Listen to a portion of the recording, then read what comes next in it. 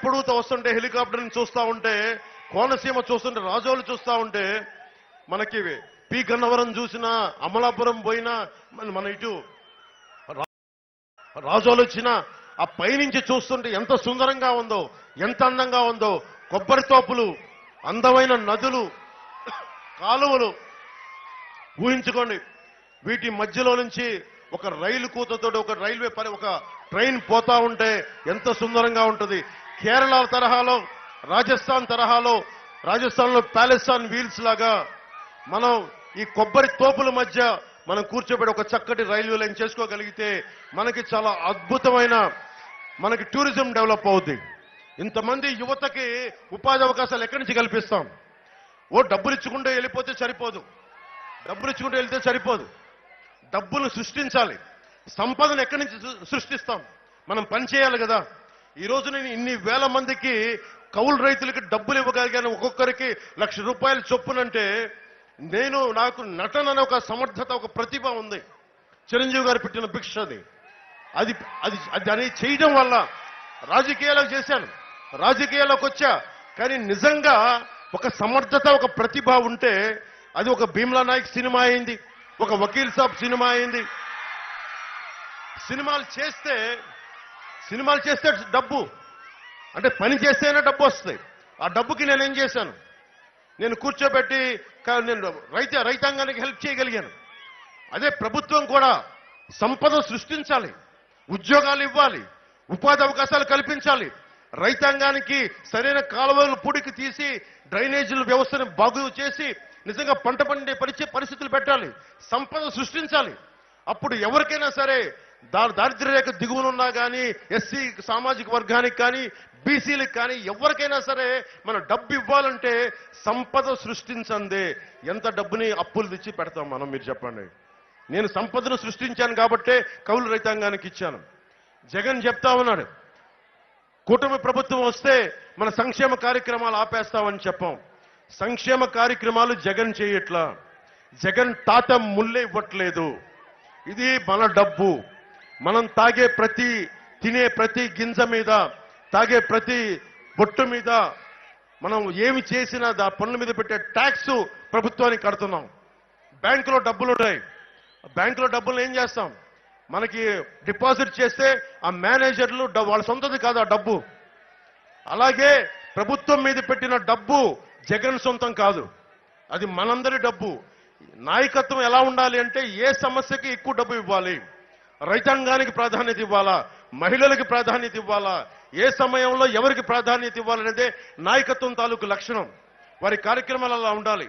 మొత్తం మనందరం రోడ్ల మీదకి వచ్చి కేవలం సంక్షేమం అని చెప్పి అప్పుల్లో చేసి మీకు ఈ రోజున డిఎస్సి నోటిఫికేషన్ కూడా లేకుండా చేశాడు జగన్. మీకు ఉపాధి అవకాశాలు ఉన్నాయా? ఇంత పచ్చటి కోనసీమ ఉంది, మీకు ఉద్యోగాలు ఉన్నాయా? మీకు ఉపాధి ఉందా? ఒకసారి మీరు ఆలోచించండి.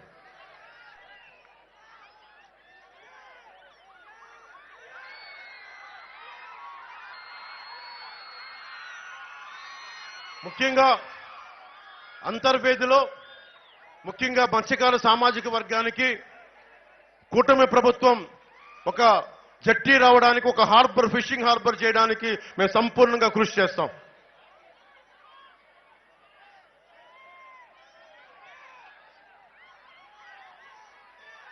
అలాగే మీకు తెలుసు, నేను 2016లో DCA dredging corporation of India అని మనకి హార్బర్లో ఇసుకని పూడికి చేసే బోట్లు ఉంటాయి.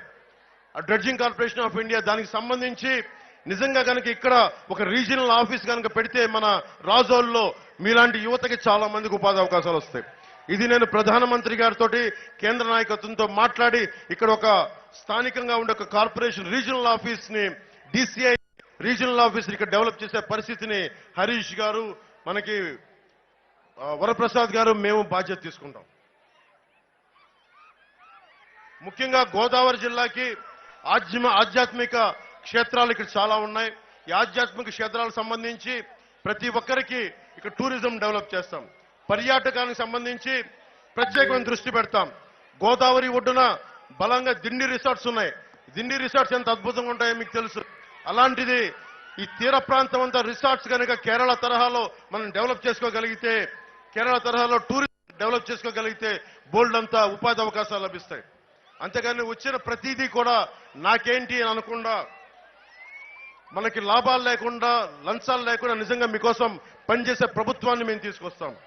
ముఖ్యంగా రాజోల్లో గల్ఫ్ దేశాలకు వెళ్లే వాళ్ళు ఎక్కువ. ఇక్కడ ఏజెంట్ల మధ్యలో నష్టపోతా ఉన్నారు. పాస్పోర్ట్ల కోసం, అలాగే పాస్పోర్ట్ దశ నుంచి వర్క్ పర్మిట్ దాకా, వీసా దాకా అవగాహన లేక ఏజెంట్లు వలలో పడి మోసపోతా ఉన్నారు. దీనికి సంబంధించిన మోసాలు జరుగుతూ ఉన్నాయనిపించింది. మేము వరప్రసాద్ గారు ఇక్కడ ఎన్నికలో గెలవగానే గల్ఫ్ దేశాలకు వెళ్లే వారి కోసం ఒక సహాయక కేంద్రం ఏర్పాటు చేస్తాం. గల్ఫ్ దేశాలకు వెళ్లే వారి కోసం ఆర్థిక పరమైన అవగాహన కూడా ఉండదు. దీనికోసం కనీసమైన అవగాహన కల్పించే ఈ సహాయక కేంద్రాన్ని ముందుకు తీసుకొస్తాం.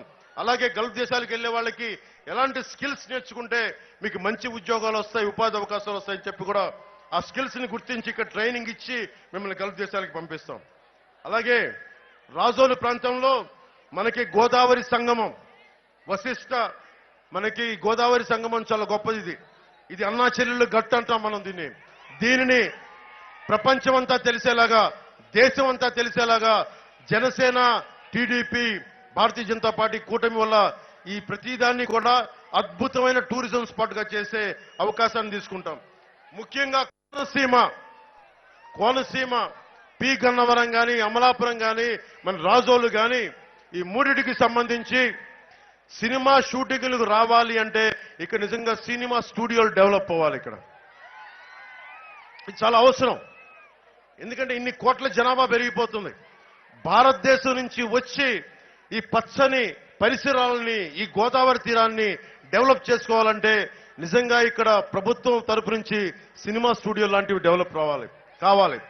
అలాంటివి ఎందుకంటే మనకి తమిళనాడు నుంచి, కేరళ నుంచి, మనకి కర్ణాటక నుంచి, ఉత్తరాది హిందీ రాష్ట్రాల నుంచి, మనకి మిగతా రాష్ట్రాల నుంచి కూడా మనకి వచ్చి ఇక్కడ ఉన్న చక్కటి అందమైన పరిసరాలని షూటింగ్కి అనువుగా ఉండేలాగా, ఎందుకంటే టూరిజం పెరుగుద్ది, మీ అందరికి అవకాశాలు ఉంటాయి, ఉపాధి అవకాశాలు పెరుగుతాయి, బోళ్ళంతమందికి సినిమా రంగంలో కూడా మీకు బలమైన అవకాశాలు వస్తాయి. అది కూడా మేము ముందుకు తీసుకెళ్తాం.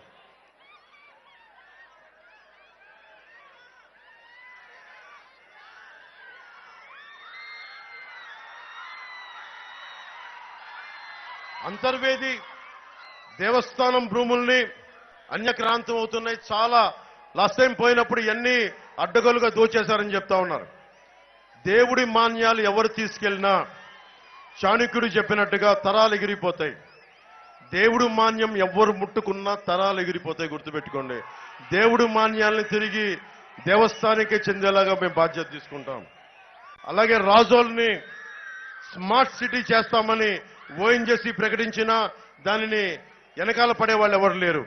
అలాగే రాజోల్ని స్మార్ట్ సిటీ చేసే బాధ్యత హరీష్ గారు, వరప్రసాద్ గారు, మేము కుటుంబ ప్రభుత్వం తీసుకుంటుంది.